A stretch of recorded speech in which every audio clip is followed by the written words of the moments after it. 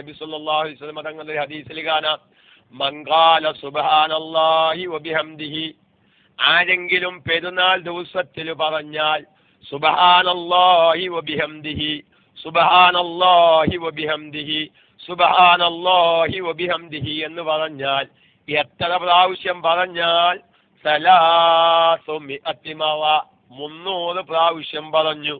എന്നിട്ട് അവൻ എന്ത് ചെയ്തു?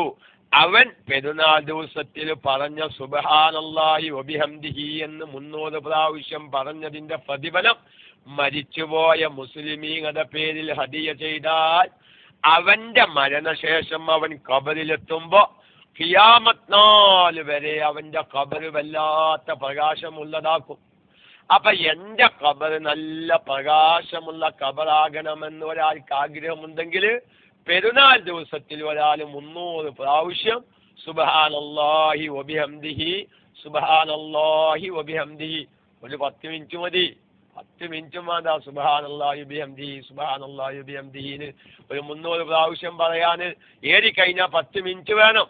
പക്ഷേ നമ്മുടെ ആറടി മണ്ണിലേക്ക് നമ്മളെ വെച്ച് മൂതുകല്ല് വെച്ച് മണ്ണൊന്നാകെ കോരിയിട്ട് കൂരിയിരുട്ട് അല്ലേ, ഒരു സൂചിയുടെ പഴുതിലൂടെ കാറ്റും വെളിച്ചവും വരാൻ ഇല്ലാത്ത ആ ബർസഖിയായ ജീവിതത്തില് എന്താകും നമുക്ക് വലിയ പ്രകാശം ഖബറ് കിട്ടും. മരിച്ചുപോയ മാതാപിതാക്കൾക്ക് ഹദിയ ചെയ്താൽ കിട്ടുമോ? അതിനെ മരിച്ചുപോയ മുസ്ലിമീങ്ങൾ എന്നും മരിച്ചുപോയ മുസ്ലിമീങ്ങൾക്ക് ഹദിയ ചെയ്യാന്ന് പറഞ്ഞാൽ അത് പെട്ടു. നമ്മളെ മരിച്ചുപോയ മാതാപിതാക്കന്മാർക്കും പറ്റല്ലോ.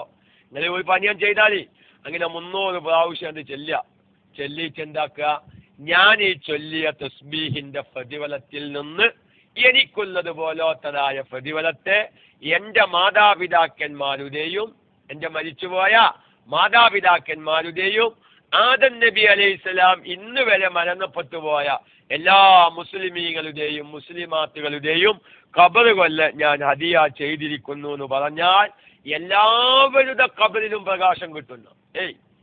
ഈ ചെല്ലോന്റെ ഖബറിൽ മാത്രമല്ല, ദഖല ഫീ കുല്ലി ഖബരി, എല്ലാ ഖബറിലും പ്രവേശിക്കും അൽഫു നൂരിൻ, 1000 പ്രകാശം, അതായത് വലിയ പ്രകാശം.